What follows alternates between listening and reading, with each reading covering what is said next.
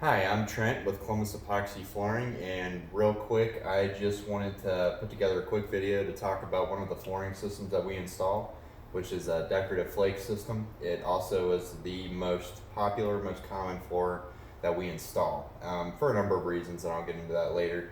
Real quick, we have a lot of customers that ask us, and they're curious about the process. So let's just go ahead and jump right into that. To talk about the process here, we always start every floor by mechanically preparing the floor. Um, we generally do that by diamond grinding. And the reason that we always mechanically prepare the floor is because one, we want to get any foreign materials off the surface, such as oil, grease, dirt, potentially paint, drywall, mud, anything like that that you might have in your concrete. That's kind of a secondary reason, but the biggest reason that we do it is to actually open up the pores of the concrete and allow the concrete to be like a sponge, so that after we patch your concrete, we'll go in there, we'll patch all the divots, the cracks, and any imperfections like that. After we do that, we lay the primer, and then because of the diamond grinding, the primer is actually able to soak into the pores of the concrete. Because it's like a sponge. I tell people to think of it like kind of the roots of a tree, because a tree, the roots get really deep, and that's kind of what anchors the tree. And the primer's kind of doing the same thing. It's gonna soak into the pores of the concrete, and it's gonna anchor it really well.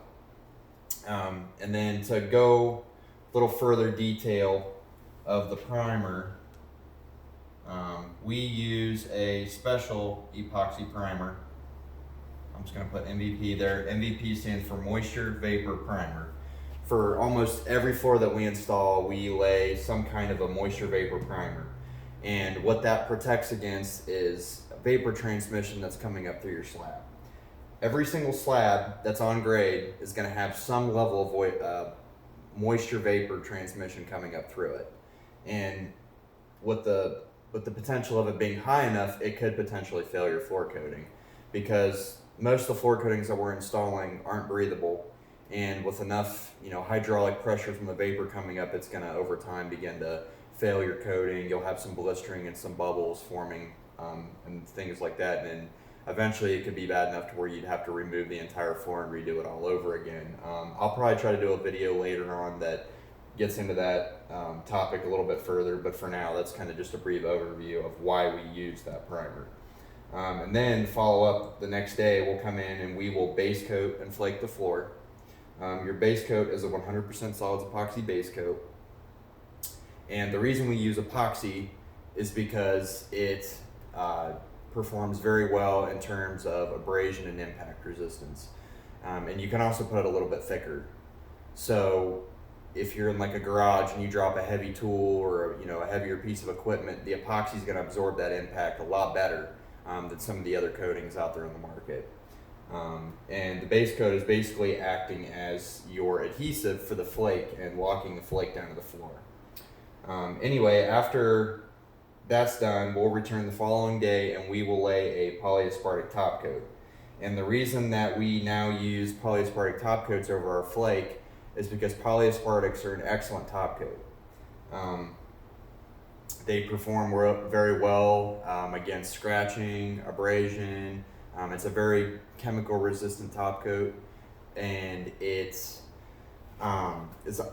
finally it holds up very well against UV. So again, I'm thinking of like a residential garage. If you've got your garage door open and the sun's coming in, you got to open in the summertime, it's going to protect really well against the sun. We've actually, a few summers ago, I had an epoxy sample and a polyaspartic sample. The epoxy in just a few months from the summer sun had really begun to yellow it and discolor it, whereas the polyaspartic was basically unfazed. I didn't really notice a difference or a change in that. So that's pretty much just an overview of the process really quickly. A lot of times, especially like in the residential epoxy installers, they will talk about a one-day system. And the reason that we don't install a one-day system is many reasons. In order for them to install floor in one day and keep it cost effective, they are using a polyaspartic system. And basically what that means is you using a polyaspartic coating for your base coat and your top coat. And the problems with those are the coating is going to be much thinner. That's a big reason. So you're not going to have quite the build that you would on this system here. Over here we're using a hybrid system, and this is just a straight polyaspartic system. But the problem, again, to get back to the polyaspartic system, not only is it thin, because with a polyaspartic you can't apply the coating quite as thick as you would with an epoxy coating, just because the chemistry doesn't allow polyaspartic. A polyaspartic has to be thin enough to allow moisture and air to get to it to fully cure the product, so that's part of it. And then the other thing is too, so to kind of walk you through a one-day system, what they will do is they'll go and they'll prep just like we would. They'll diamond grind it. They will patch it just like we would. They'll actually use a little bit of a different patch material, which is good in certain cases. Another problem with the one-day system is they are using, in order to allow them to be done in a day, they are using a polyurea patch that cures up very quickly. And we'll use it too in certain cases, but they will use it even on like moving joints. They'll use it on cracks, and they have to in order to get it done in a day. And the problem with using that material on anything moving, again like cracks and joints, is that it's very brittle. I actually have an installer that works with me now. He worked for a previous company that did only one-day systems, and he had installed a one-day floor, and he said that in a matter of 6 months, one of the joints or cracks that he had filled was very evident. It had pulled apart probably 1/4 of an inch, and it had pulled apart because that material is not meant to be used on, again, anything moving, cracks and joints. So that's another part of the problem. And then to continue further on the one-day system, they are also installing, they're skipping a primer. There is no primer altogether. They're laying a polyaspartic base coat and they're flaking directly into that. And the reason they're throwing it into polyaspartic is because polyaspartics, a lot of them have a very quick cure time. A lot of times, if you lay a polyaspartic coat, you can get back on it in 45 minutes to an hour. So after 45 minutes to an hour, they'll come back and they'll lay another polyaspartic top coat, just like we would on our hybrid system. So not only are they skipping the primer, which basically means they're not laying any kind of a vapor, a protective vapor barrier primer, which we are here. So it doesn't protect against that. You're also not going to quite get the adhesion, because with a polyaspartic primer or base coat, you're not going to get the adhesion that you would with an epoxy primer. Because I mentioned earlier, you think of it like the roots of a tree. Well, an epoxy primer is going to take longer to cure than a polyaspartic. So an epoxy, normally we're, on a warmer summer day, we're able to get back on a floor sometimes within, as early as 8 hours. So you need at least a minimum of 8 hours for an epoxy to cure, which means it's allowed more time to soak deeper into the pores of the concrete, basically getting a deeper root base. Whereas with a polyaspartic, because it's curing up so quick, again, some of them are curing up as quickly as 45 minutes to an hour, you're not allowing enough time for that product to really soak into the pores of the concrete and get as deep as it should. So that, coupled with the fact that we, again, are using an epoxy base coat, not a polyaspartic base coat. Epoxies are formulated differently than a polyaspartic. A lot of our competitors, some of them here locally, are advertising that a polyaspartic is 6 times stronger than an epoxy. And it's a false term because it's relative to what you're talking about. Epoxy is not necessarily better than polyaspartic, and vice versa, because epoxies are not a great top coat. In most cases, a polyaspartic is going to be a better top coat than an epoxy. Whereas with the base coat and a primer, an epoxy is going to be better than a polyaspartic, because your epoxies, again, are going to be able to absorb impact better. They're going to, they bond better. They can be applied a little bit thicker, so you're going to have more build. That can also help to absorb the impact. And long story short, this is why we stick with our hybrid system over a one day. As a business, if we could be on a floor less time and do more floors and be able to produce more volume, I'd much rather be on a floor one day versus 3 to 4 days. but we're just such strong believers in the 3 to 4 day. That's why we've always stuck with this. So we've refined this system over years, and we feel very confident about it.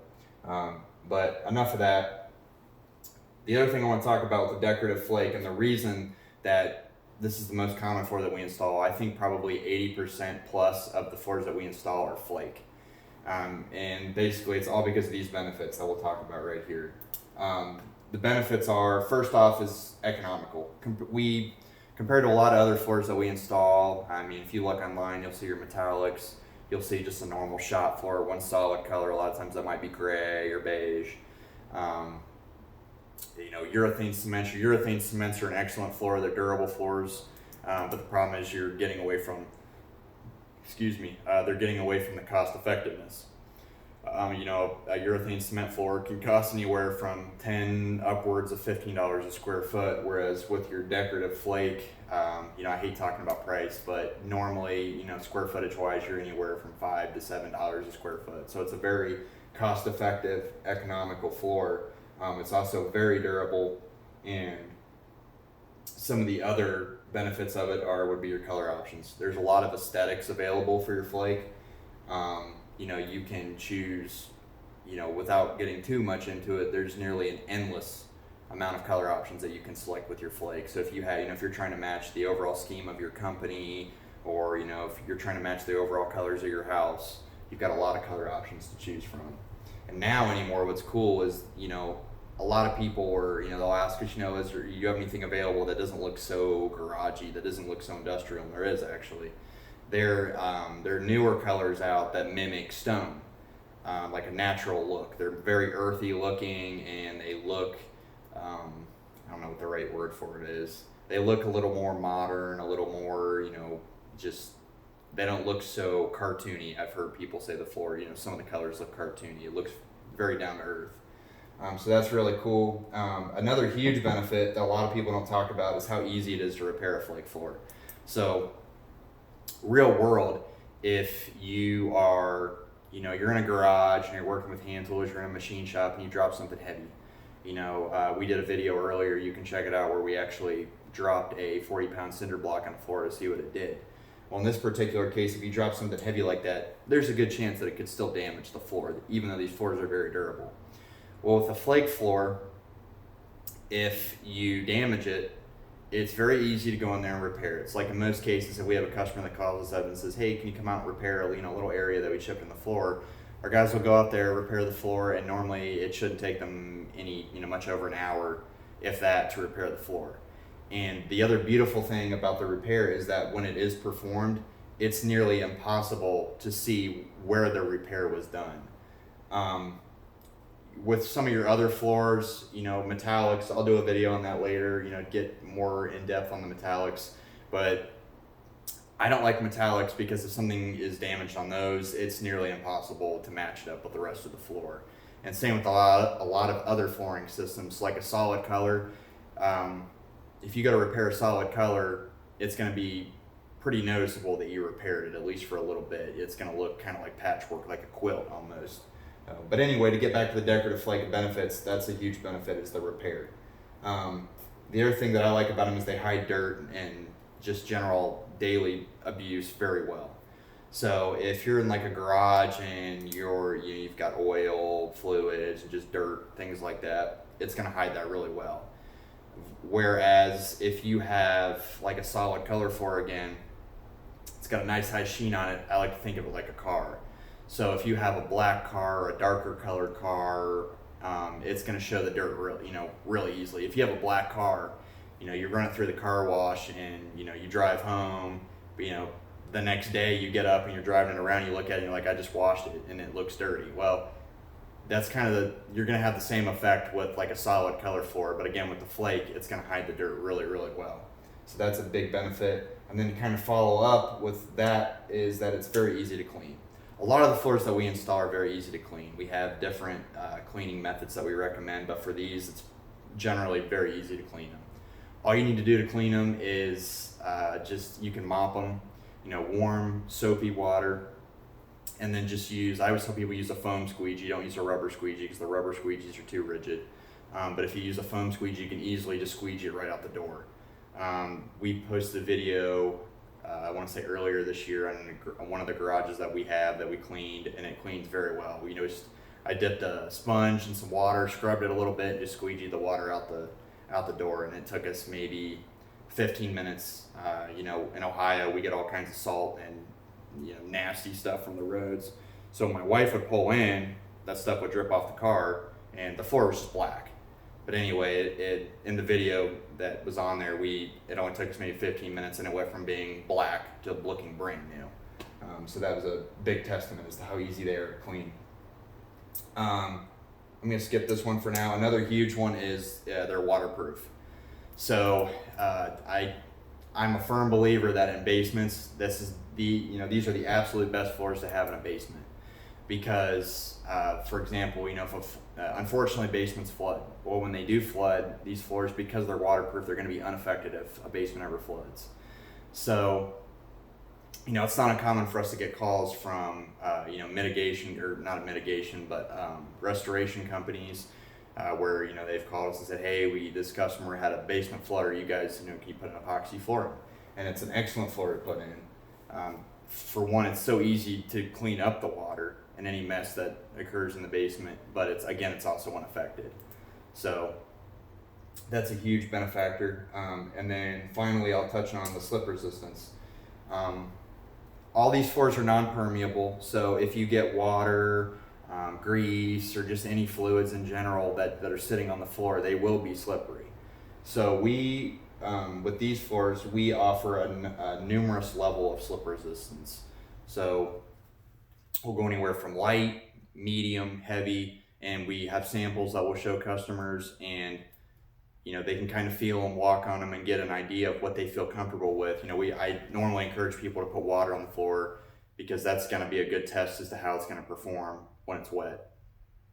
So that is nice. The versatility and the slip resistance is nice. The other thing that I like about the slip resistance in these floors is that whether you put no slip resistance in it, light, heavy, you're not going to see the slip resistance in these floors, unless you're not going to really know it's there unless you're down on your hands and knees and actually feeling the floor to feel the texture in the floor. Whereas with some of the other flooring systems that we install, metallics, your single pigment high build systems, if you put grit in those, it's definitely going to see it, and it kind of pulls away from the overall aesthetics and the beauty of the floor. So those are all just some huge benefits. I'm probably missing a few. These are absolutely my favorite floors to install. They're great. Nearly every single concrete surface on my house, personally, I have it installed. I'm a firm believer in it. But great floors. That's our process, and I appreciate it. If you have any questions or comments, just leave it in the comment section, and we'll try to do some more videos in the future. Thanks.